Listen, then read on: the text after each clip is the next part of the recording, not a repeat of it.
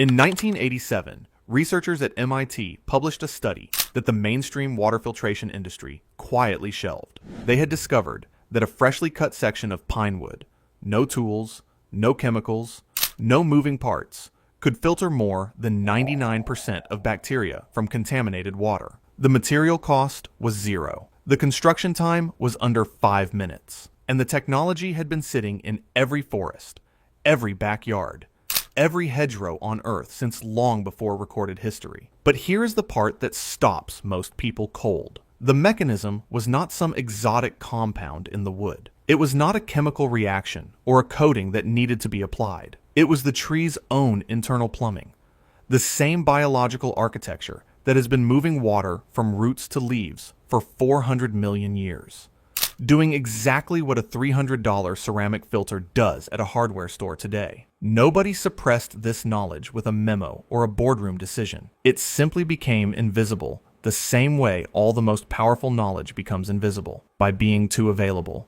too ordinary, too close to the ground to be monetized. When something cannot be sold, it does not get explained. Today, that changes. By the time this video ends, you will understand something most survival instructors, most preppers, and most emergency preparedness guides have missed entirely. You will know how to pull clean water out of a swamp using nothing but a vine growing on the fence you already have. You will understand why it works at the biological level. And you will understand why knowing this, really knowing it, not just bookmarking it, is the difference between a person who depends on a system and a person who never has to. But first, you need to understand what you are actually looking at when you look at a piece of wood.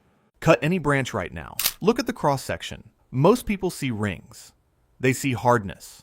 They see firewood, or lumber, or the raw material for a fence post. What they are not seeing is the most sophisticated water-moving system in the natural world. Inside that branch, running from the deepest root tip all the way to the outermost leaf, is a network of microscopic channels called xylem. Xylem is the vascular tissue of the plant. It is the biological equivalent of your circulatory system, except instead of pumping blood, it moves water, and instead of a heart, it uses a process called transpiration, the evaporation of water through leaves, to create a continuous negative pressure that pulls water upward, sometimes more than 300 feet in a mature redwood tree, against gravity, without a single pump. That is remarkable enough on its own. But what matters for this video is what xylem looks like at the microscopic level. Xylem is not one hollow tube. It is a series of elongated cells stacked end to end. Between each cell is a membrane called a pit membrane. These pit membranes are riddled with tiny pores. In healthy living wood, those pores are large enough to allow water molecules to pass freely, but they are small enough, between 100 nanometers and 400 nanometers across, to physically block most bacteria, which average 1,000 to 2,000 nanometers in size. The wood is not absorbing the bacteria. It is not chemically neutralizing them. The membranes are simply too small for the bacteria to fit through. Water passes. Contamination does not. This is not a metaphor. This is not folk wisdom retrofitted with modern language. This is the structural reality of plant vascular tissue, confirmed under electron microscopes, and it has been confirmed specifically in grapevines and conifers, the two species you will be working with today. There are two approaches to plant xylem filtration that any person in a temperate climate can build within the next hour. The first uses a grapevine. The second uses a conifer branch, specifically Cypress. They work on the same biological principle,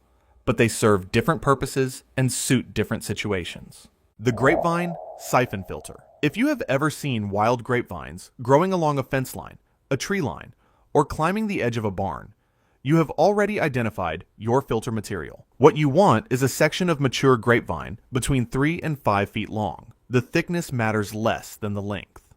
You are not looking for a massive trunk-like vine. Something roughly half an inch to 1 inch in diameter is ideal. The reason you want length is key to understanding how this filter works. Each xylem cell membrane is one filtration event. Water passes through that membrane, gets screened, and moves to the next cell. The longer the path through the wood, the more filtration events occur. A 5-foot section of grapevine may pass the water through thousands of individual pit membranes before it reaches the other end. That stacked redundancy is what makes this system effective enough to see in a laboratory setting. Cut the vine cleanly. This is important.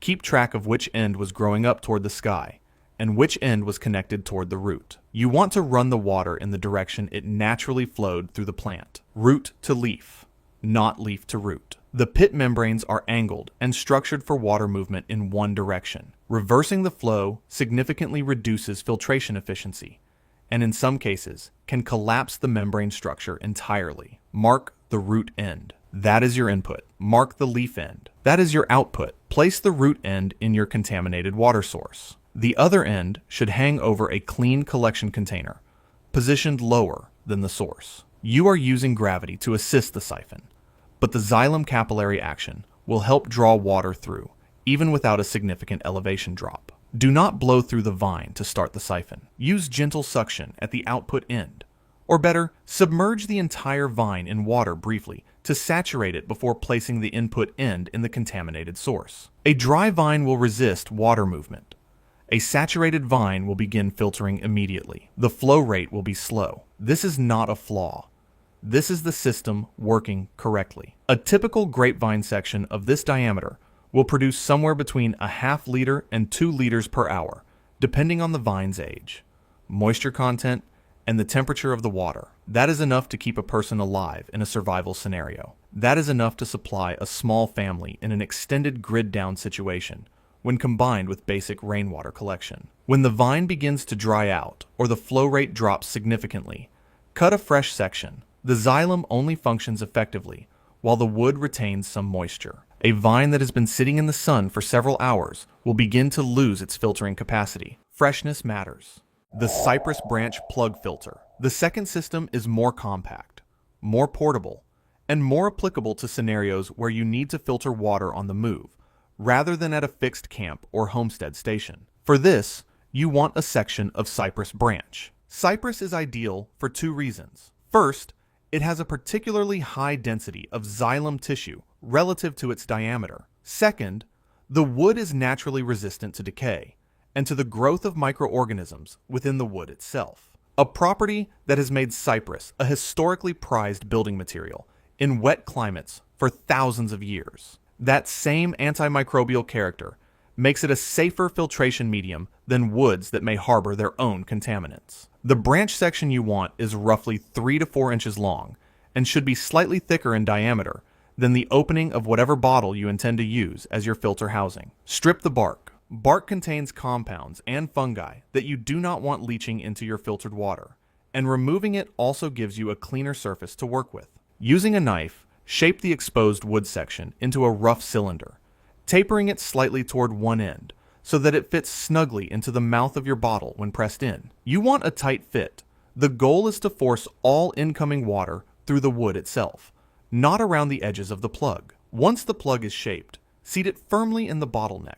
If you have pine pitch, beeswax, or even a heavy layer of clay mud available, seal around the junction between the plug and the bottleneck. Any water that bypasses the wood entirely defeats the entire system. Invert the bottle. Pour your contaminated source water into the base of the inverted bottle, which is now acting as your reservoir. Water will be forced by gravity and hydrostatic pressure through the Cypress plug and drip out the neck into a clean collection container below. The flow rate on the Cypress plug filter is slower than the Grapevine siphon. Expect roughly 200 to 400 milliliters per hour, depending on the density and freshness of the wood. However, the filtration efficiency per unit of water is potentially higher because the water is being forced through the wood under pressure, rather than drawn through by capillary action alone. This filter can be disassembled, the wood replaced, and reassembled in under 10 minutes from raw materials. There is nothing in it that requires a purchase, a permit,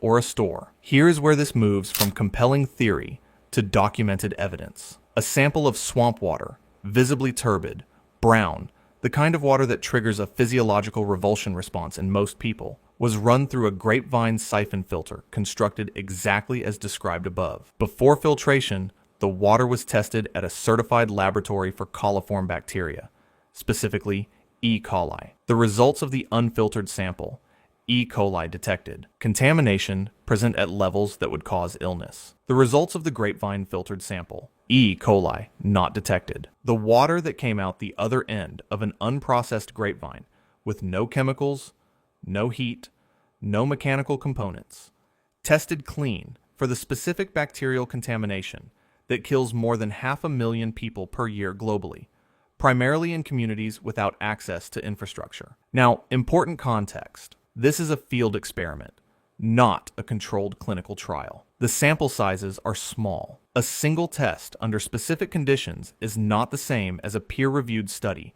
with dozens of replications across multiple contamination profiles. There are variables that matter: temperature, the age and species of the vine, the concentration of contamination in the source water, how long the vine was allowed to flow before collection began. This system will not filter viruses. Viruses are roughly 10 to 100 times smaller than bacteria and smaller than the xylem pit membrane pores. If you are in a situation where viral contamination is a concern, cholera zones, flood-contaminated urban water, areas with confirmed hepatitis outbreaks, this filter alone is not sufficient. You need to follow the filtered water with a boiling step. But for the bacterial contamination that is the primary threat in the vast majority of wilderness, homestead, and emergency scenarios, agricultural runoff, animal fecal matter, surface water contamination, the evidence suggests this system is genuinely effective. And that evidence does not come from a survivalist YouTube channel. It comes from materials scientists who study plant vascular tissue because they are trying to solve the global clean water crisis, and who keep arriving at the same uncomfortable conclusion. The answer was in every hedgerow the whole time. There is a question worth sitting with here. If this works, and the evidence says it does, why does nobody know about it? The answer is not a conspiracy. It is simpler and more structural than that. The global water filtration market generates approximately $45 billion per year. Ceramic filters, UV purification systems, reverse osmosis units, iodine tablets, pump filters, squeeze filters, gravity bag systems. That is a supply chain built on the assumption that clean water requires manufactured inputs. The moment you understand that a grapevine does what a $200 backpacking filter does, the economics of that entire industry begin to look different. This is not to say commercial filters have no value. For everyday use, for convenience, for situations where reliability across thousands of liters of throughput is required, purpose-built filtration is genuinely better. But for the scenario the entire industry is implicitly selling against, emergency, disaster, grid failure, survival, the commercial product is not the only option. It is simply the only option that can be sold. Knowledge that cannot be sold does not get funded. It does not get packaged into an extension office program or featured in a FEMA preparedness guide. It does not get taught in schools or broadcast in public service announcements. It does not disappear because someone buried it. It disappears because there is no economic mechanism to keep it alive. The communities that retained this knowledge are the communities that never fully entered the monetized economy in the first place. Indigenous communities across the Americas, subsistence farmers in sub-Saharan Africa, rural populations across Southeast Asia. Water filtration using plant material is documented, practiced, and passed down in exactly the places where you cannot sell a $200 filter to a family earning $400 a year. The knowledge survived in the margins. It is surviving still. What you are holding right now is not a survival trick. It is a piece of knowledge that the margins have been keeping safe for you. Let me be specific about the scenarios where this system is most valuable, because context determines whether a tool is useful or merely interesting. Extended grid down scenarios. If you are on a property with a creek, a pond, a drainage ditch, or any surface water source within a few hundred yards, and your water supply infrastructure has failed, you have the raw material for a functional water supply within walking distance of your house. A grapevine siphon running continuously into a collection tank can produce 15 to 30 liters per day, enough for a small family's drinking needs, without electricity, without fuel, without stored chemical supplies. Wilderness emergency. If you find yourself in a backcountry situation without your water treatment gear, pack lost, swept away in a river crossing, left at camp, Grapevines are present across virtually every forested region of North America. The ability to identify a suitable vine,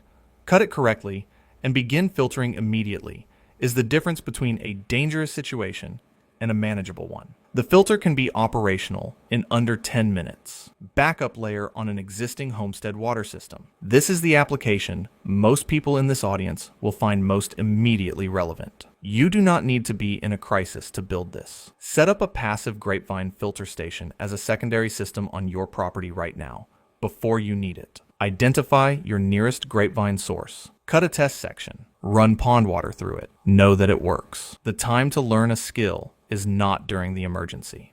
Here is a permanent installation that costs under $30 and takes an afternoon to set up. You need a 5-gallon bucket with a lid, a collection container of at least 3 gallons, and a fresh grapevine section of approximately 4 feet. A small stand or platform to elevate the source bucket is helpful, but not essential. Drill or punch a small hole in the side of the source bucket near the bottom, just large enough for your vine to pass through with a snug fit. Seal around the vine with beeswax or silicone caulk on the inside and outside of the bucket wall. The vine should pass through horizontally with the root end inside the bucket, the leaf end extending outside and downward toward your collection container. Fill the source bucket with whatever water you have. Pond water, rainwater from a barrel that has been sitting open, drainage from a low point in your yard. Cap the bucket to slow evaporation. Water will move through the vine continuously and drip into the clean collection container below.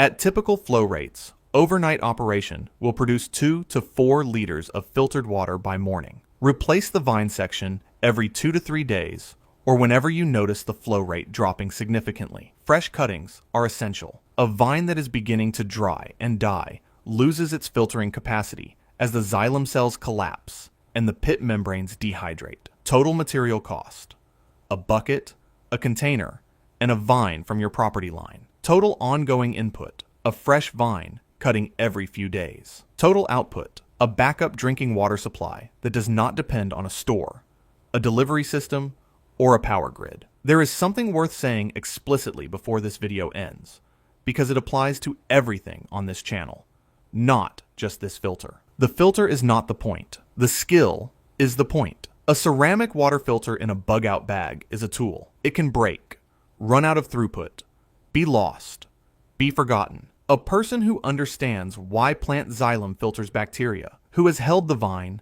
watched the water move through it, seen the clarity of the output with their own eyes, carries that knowledge in a way that cannot be taken away. The industrial system, in every domain it touches, sells you tools instead of understanding. It sells you the product because once you understand the underlying principle, you stop needing the product. A person who understands fermentation does not need to buy probiotics. A person who understands plant propagation does not need to buy transplants every spring. A person who understands xylem filtration does not need to depend entirely on a manufactured emergency supply kit. This channel is not anti-product.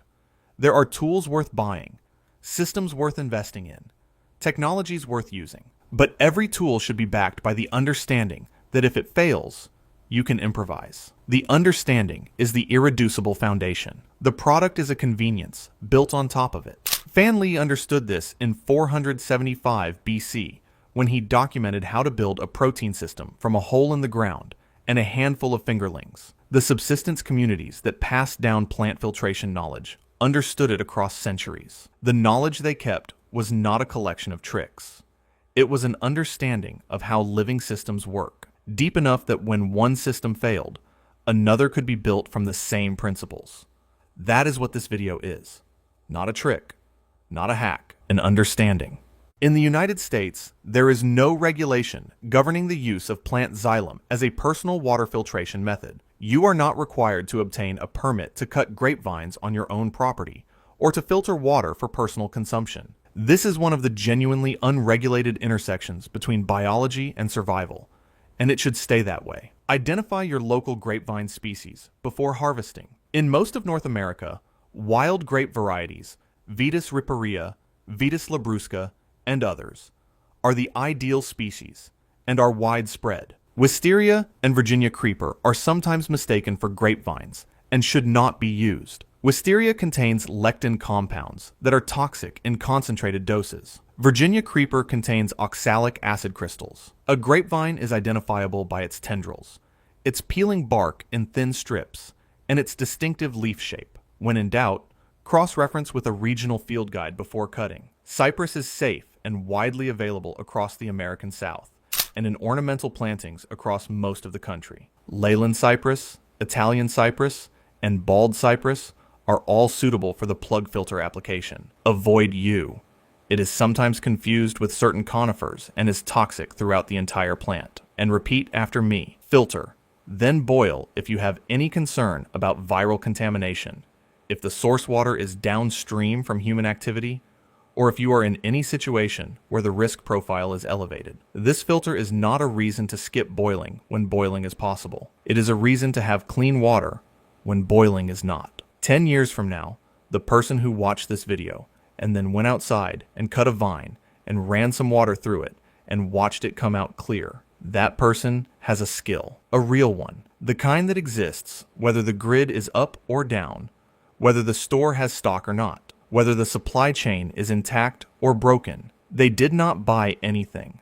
They did not ask anyone's permission. They took the knowledge that was sitting in every hedgerow in the country and they made it real by using it with their own hands. There is a word for that kind of competence. It is not preparedness. It is not survival. It is older than both of those concepts. It is independence. Not the loud kind that announces itself. The quiet kind that just walks outside when it needs clean water, cuts a vine, and gets to work. If this opens something for you, if you can see yourself doing this right now, this weekend, subscribe so you don't miss the next system we uncover. Share this with someone who is ready to stop depending on systems that can fail. The knowledge is here. The vine is outside. The water is waiting.